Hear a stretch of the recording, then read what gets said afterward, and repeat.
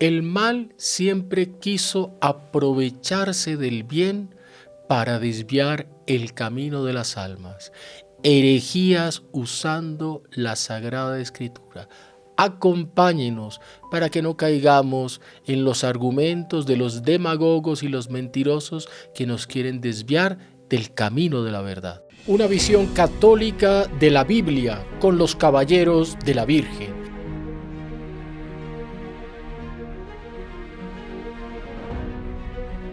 Es una constante en la historia de la salvación el deseo de Satanás, del diablo, de Lucifer, de aprovecharse y manipular la verdad y el bien para engañar incautos y lanzarlos al abismo de la perdición. Herejías bíblicas, herejías tomadas de la palabra de Dios, herejías que manipulan y desvían el rebaño del camino del Señor. Encontramos ya en el Evangelio de San Mateo, capítulo 4, versículo 6, el Señor va al desierto, está allí Jesucristo colocado a prueba las tentaciones de Jesucristo nuestro Señor, y el diablo aparece, toma a nuestro Señor y lo lleva a lo alto del templo, y desde lo alto del templo le dice: échate de aquí abajo, porque está escrito, y cita el Salmo 91, el Señor tu Dios colocará los ángeles para que te recojan y para que tu pie no tropiece ante ninguna piedra. Lo cita Salmo 91, Lucifer, Satanás. Venir a decir que hay alguien que cita la Biblia y por eso es bueno, es un engaño. Satanás, el diablo, en el capítulo 4, versículo 6 del Evangelio de San Mateo, cita la Escritura para tratar de engañar a nuestro Señor Jesucristo. Nuestro Señor lo coloca en su lugar. Y nuestro Señor no lo elogia. ¡Ay, qué bueno que sabes de memoria la Escritura! ¡Qué bueno que citas la Biblia! No, nuestro Señor lo responde y lo deja en su sitio. Pero esa actitud del diablo la va renovando en todos los momentos de la historia. Y encontramos hombres y mujeres que manipulan la Sagrada Escritura y que con esa manipulación quieren alejar de Dios nuestro Señor las almas que deben caminar hacia Él. Muy temprano en la existencia de la Iglesia, muy temprano en el cristianismo, siglo I, aparece un hereje famoso hasta nuestros días, famoso por la refutación que un santo hace de sus errores y de sus herejías. Marción. Este Marción es un hombre que era católico, ya nace católico, pertenece al mundo griego, al mundo helenizado, pero tiene la característica de todos los herejes. Primero que todo, un comportamiento moral desviado. Da un escándalo, comete un pecado, seduce a una virgen y es excomulgado de su comunidad. Se va de allí Marción y se hace armador de barcos. Y aparece de un momento a otro, hacia el año 140 en Roma, fundando una religión. Después de una vida disoluta, funda una religión.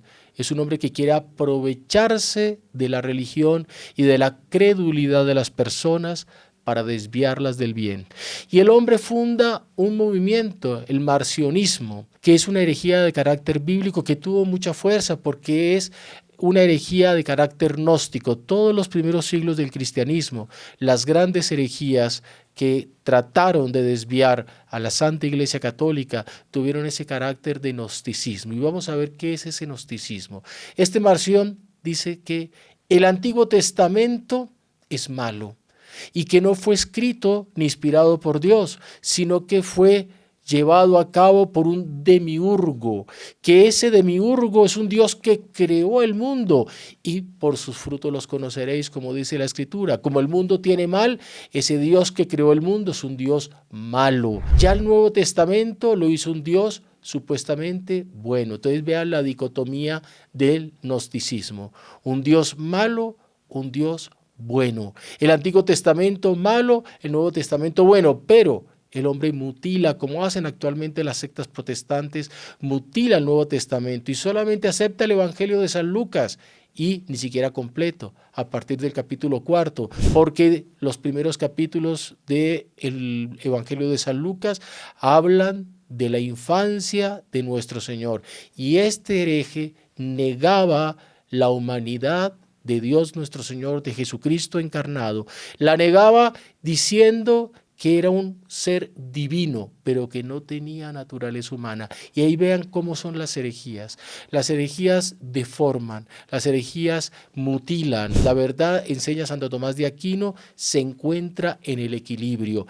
El error está en la deformación de esa verdad. Por eso tenemos que tener mucho cuidado, porque a veces la persona viene con palabras que seducen, que llaman, que aparentemente son interesantes, pero resulta que cuando uno menos piensa, si no está en la integridad del dogma católico que nos enseña la Santa Iglesia con la Sagrada Escritura, la Sagrada Tradición y el magisterio de la Iglesia, si no está en esa integridad, esos predicadores de la palabra de Dios están buscando otros objetivos como Marción. Él toma entonces el Evangelio de San Lucas y las 12 cartas paulinas, no toma las 14, niega la carta a los hebreos. Esa religión de este heresiarca que engañó a muchísimas personas, y no solamente en Roma, sino en la iglesia de Asia, duró mucho tiempo, muchos siglos, y se fue reencauchando con todas las herejías de los primeros siglos del cristianismo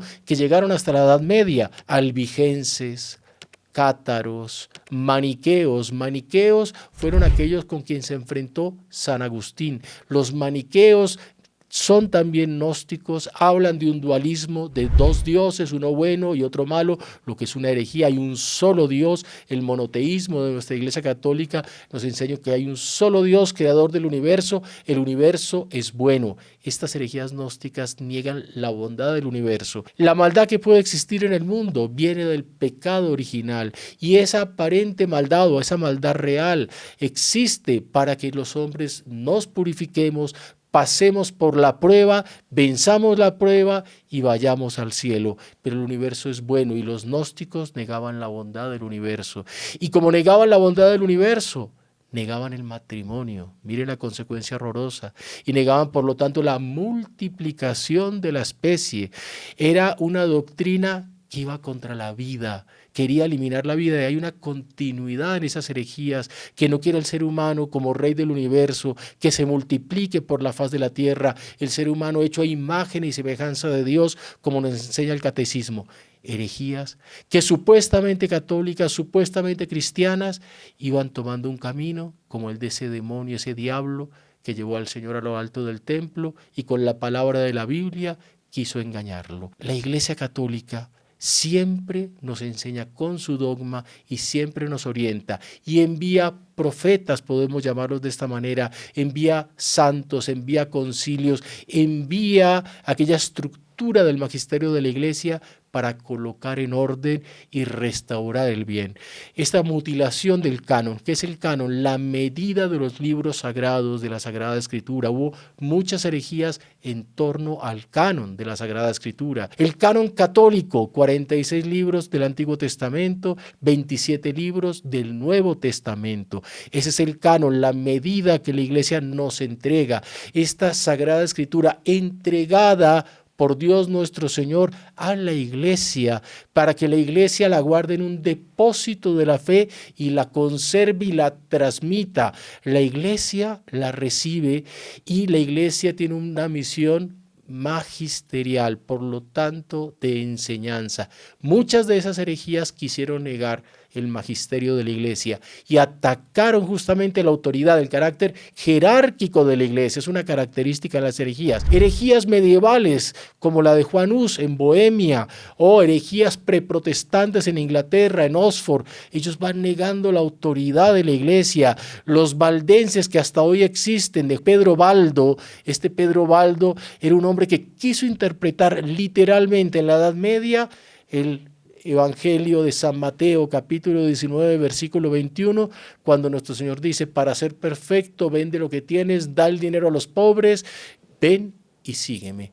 Él quiso interpretar que todo el género humano debería hacer eso, porque los bienes materiales son malos. Esas herejías miserabilistas, que hablan de una pseudo pobreza, que quieren acabar con el esplendor de la iglesia, el esplendor de la liturgia, la belleza de la cultura, hablando de una supuesta simplicidad y pobreza evangélica, colocando a nuestro Señor como si fuera un hippie o a San Francisco de Asís como que fuera un anarquista. Es una deformación. Vean, la herejía tiene ese mal, que es el disfraz con bondad de la maldad, estrategia del diablo. Herejías por excelencia, protestantismo. Siglo XVI, toda la supuesta reforma protestante que nace con la excusa de que había mucha corrupción en la iglesia, y para limpiar esa supuesta corrupción se montaron hombres más corruptos que aquello que criticaban. Un Lutero que se casa con una monja, que deja el estado religioso, que promueve la guerra de los campesinos en Alemania, una guerra civil con millares de muertos, un hombre violento que tiene una serie de consecuencias porque niega el magisterio, y al negar el magisterio niega la autoridad de la iglesia para ser la guardiana de la escritura. Y todas las sectas protestantes hasta nuestros días que quieren llamarse cristianos niegan ese magisterio. No hay magisterio de la iglesia, el Espíritu Santo no gobierna a través de una autoridad jerárquica, sino que todos tenemos la capacidad y la iluminación, que el Espíritu venga y nos dicte qué es lo que dice la Escritura. Y eso conduce a una serie de contradicciones, porque niegan el magisterio. Lutero negó el magisterio de la iglesia, negó al Papa, negó a los obispos, pero él se convirtió en magisterio. Y él empezó a dictar cuáles eran los libros que valían o no valían de la Biblia. Y él comenzó a tener una doctrina magisterial. Lo que él quiso fue robarse el magisterio para él convertirse en magisterio, y un magisterio supremamente despótico, que además simplificó el canon de la Biblia diciendo: los libros del Nuevo Testamento valen solamente a aquellos que muestran a Cristo. Una cosa absolutamente genérica. Entonces, si hay un capítulo que no habla directamente de nuestro Señor, no sirve. Hay que desechar todo eso. Y hay muchas partes del Nuevo Testamento, muchos relatos de Hechos de los Apóstoles, muchas partes del propio Evangelio, en que el protagonista es San José, en que la protagonista es la Virgen María, o es Zacarías, o es Isabel, y no está Jesucristo. Entonces, deséchelo. No vale, solo donde aparece Cristo, y constituye un nuevo canon, una nueva medida. Y a partir de ahí la anarquía, porque Calvino tuvo también otra concepción al respecto del canon. Y la gran pregunta: ¿quién dice que la Biblia es la Biblia? ¿Quién nos da la medida? La propia Biblia. No puede ser, ni siquiera en la Biblia se dicen cuáles son los libros canónicos. No hay en ningún libro de la Sagrada Escritura, y pueden retar a cualquier protestante o pseudocristiano que digan en qué libro de la Biblia dice que los libros de la Biblia son estos, y nos dan la marca y nos dan la medida. No hay ninguno. Por lo tanto, quien dijo que los libros de la Biblia son inspirados y son sagrados fue una institución llamada Iglesia Católica. San Agustín afirmaba: creo en la Biblia porque la iglesia me enseña a creer en ella. Alguien que tiene que dictar, no es un libro el que dicta, porque primero que todo, la enseñanza de nuestro Señor Jesucristo no fue a través de libros. No hay un solo pasaje en el cual Él salga con un libro diciendo: aquí dice Moisés en el Génesis, y repitiendo de memoria un texto del Pentateuco, de Sapiencia. No, hay partes donde Él aparece leyendo porque le dan el rollo de Isaías, hace una lectura y lo único que dice es: hoy se cumple esta profecía. Es desde la sinagoga justamente de Nazaret. La predicación de nuestro Señor Jesucristo fue oral, fue verbal. La predicación de nuestro Señor deja claro que no hay un solo texto del Evangelio en el cual Él aparezca escribiendo un libro. Hay un solo texto, sí, en el cual Él escribe, pero escribe en la tierra, y es cuando está defendiendo a esa pobre mujer que estaba queriendo ser ella la pobre condenada por esa muchedumbre que la quería apedrear porque supuestamente era adúltera, y la llevan a nuestro Señor, pero llevan más para crear un caso contra Jesús, a ver qué actitud tomaba, y era el Sanedrín, eran los fariseos, eran los enemigos del Señor, queriendo aprovechar el caso para colocar a nuestro Señor contra la pared. Y ahí Él lo único que hace es mirar a los circundantes y escribir en la tierra, nos dice el Evangelio. que escribe en la tierra, ¿qué? Escribe los vicios y pecados de los que estaban allí condenando a la mujer. Y nos dice el Evangelio que uno tras otro fueron todos abandonando el lugar, de los más ancianos a los más jóvenes. Quedó solo la mujer con el Señor. Mujer, ¿dónde están los que te condenan? No hay ninguno, Señor. Vete tú también y no peques más. Es la única vez que aparece el Señor escribiendo. Él no funda una religión de libro. Él no dice lo único que vale son los escritos de Moisés, Sapiencia, son los libros históricos. Él no utiliza ese lenguaje protestante. Él enseña una doctrina superior, él enseña las bienaventuranzas, él enseña la radicalidad evangélica, es decir, la entrega y el amor evangélico también. Toda la doctrina del Señor es una doctrina de transmisión oral, que los testigos, varones apostólicos, escucharon, transmitieron y posteriormente quedó por escrito. Hubo todo un proceso de composición de los libros sagrados. La herejía lo que quiere es reducir esto a un libro, y a un libro en el cual ellos dicen, es la gran contradicción de ellos, se convierten en magisterio para decir que son tales libros, las Biblias protestantes. En el fondo lo que hacen es tomar el canon judío y convertir la Biblia en un libro judaizante y después dar un valor variado a los diversos libros de la Biblia, lo que es una locura. Toda la Biblia nos enseña, la doctrina de la Iglesia es inspirada por Dios nuestro Señor y tiene ese valor de la inspiración y escrita por un autor principal que es el Espíritu Santo y por escritores que realmente la escribieron, los autores sagrados, pero movidos, pulsados por el Espíritu Santo, por Dios nuestro Señor. Y la Iglesia nos da una serie de principios muy bellos. Nos enseña que está la Sagrada Escritura, por supuesto que reverenciamos, que amamos, pero que está también la Sagrada Tradición, porque todas las enseñanzas no quedaron por escrito, quedaron muchas por escrito, pero otras muchas quedaron como tradiciones orales que se fueron transmitiendo y custodia y orienta la Sagrada Escritura y la Sagrada Tradición, el magisterio de una iglesia jerárquica que tiene un papa, que tiene unos obispos, que tiene una doctrina, que tiene una teología, que tiene una enseñanza. Uno va viendo todas las iglesias que no son católicas, que se centran en esa palabra, en una repetición de memoria, en una interpretación además literal y en una serie de polémicas para tratar de manipular las verdades, como decir que no se pueden construir imágenes porque es hacer ídolos. La referencia a las imágenes en el Antiguo Testamento no es que se prohíba hacer imágenes, es que no se pueden adorar ídolos, pero una imagen que representa lo mandaron a hacer. Un profeta como fue Moisés mandó a hacer una imagen de ¿qué? De una serpiente, y el que miraba a la serpiente en el desierto cuando era picado por serpientes se curaba. Moisés mandó a hacer una imagen, la serpiente famosa, serpiente de bronce. Imágenes. El problema de las imágenes era la idolatría de un pueblo bárbaro, de un pueblo patriarcal que terminaba adorando, como lo hizo, por ejemplo, la capa de Gedeón. Como Gedeón era un héroe, estaba su capa allí. Cuando murió Gedeón, quisieron adorar la capa. Tenía una tendencia primitiva y salvaje a la adoración. La Escritura lo que hizo fue moderar eso, y la Iglesia Católica, con sabiduría, sabe que una imagen es como una foto. Representa aquello que amamos, pero esa imagen no es Dios. La imagen no se le adora, la imagen se le venera. La contradicción del mundo protestante, cuando viene el debate y se les dice, díganos quién da el canon de la Sagrada Escritura, no tienen otro argumento a decir que la propia Sagrada Escritura es la que da la veracidad por ser libros inspirados y no hay otra razón. La Iglesia nos dice que hay un canon colocado por los concilios.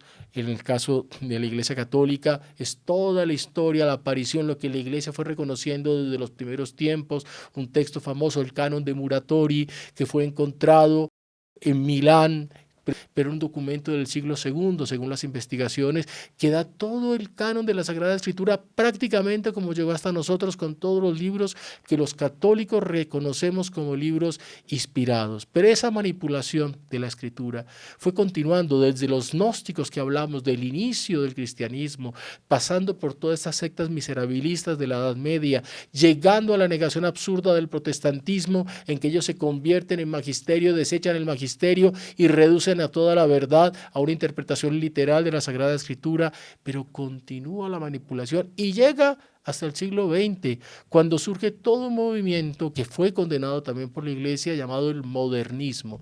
El modernismo daba una interpretación y hacía una serie de inventos a partir de una supuesta crítica científica de la Sagrada Escritura.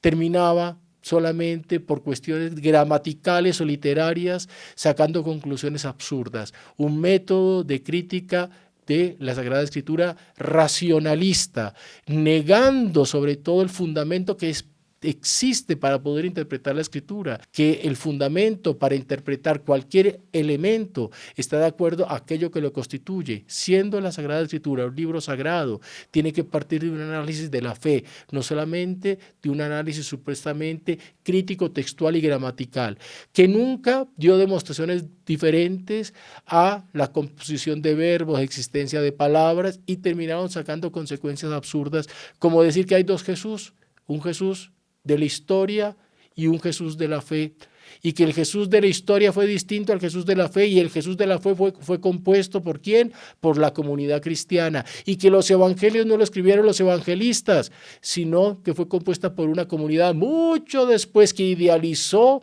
a Jesucristo, a sus apóstoles, y contó una historia que no existió, y por lo tanto los evangelios no son históricos. Eso fue condenado por la Iglesia. La herejía modernista que hasta hoy llegan sus ecos, negando los milagros de la Escritura, negando la composición mosaica del Pentateuco, o sea, compuesto por Moisés, negando la historicidad de los milagros, negando el carácter sobrenatural de la Escritura y volviéndose un cristianismo racionalista. Eso fue condenado San Pío X en un documento llamado Lamentabili, en el cual enuncia todos esos errores racionalistas al respecto de la Sagrada Escritura, y una encíclica bellísima, Pacendi. La Pacendi resume todos esos errores de las herejías modernistas y muestran cómo son antirracionalistas y sacan conclusiones totalmente exageradas apenas de análisis gramaticales. Las herejías existen, pueden aparecer en nuestro camino. Puede aparecer cantos de sirena o cantos de serpiente, silbar de serpiente, que quiere mostrarnos una verdad que es diferente, que la Escritura no es así, que aquí hay una verdadera interpretación, y es muy fácil defendernos. Nuestra defensa es el magisterio de la Santa Iglesia Católica, Apostólica y Romana. Magisterio continuo, sin innovaciones, solamente enriqueciéndose. Los padres de la Iglesia, como interpretaron la Escritura, hasta nuestros días la Iglesia la interpreta.